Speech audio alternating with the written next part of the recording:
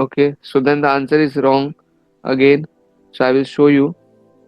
See, but this was a easy question. You should have done this.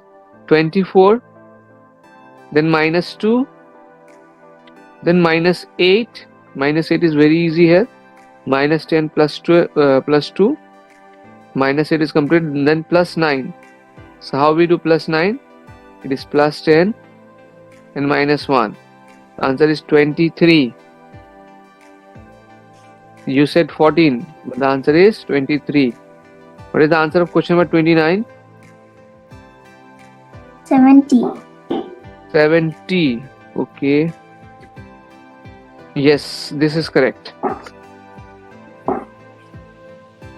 What is the answer of question number 30? Pradyut, what is the answer of question number 30?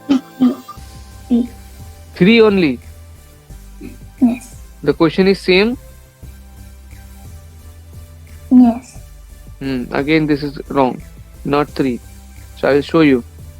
35. Then minus 8. How we can do minus 8?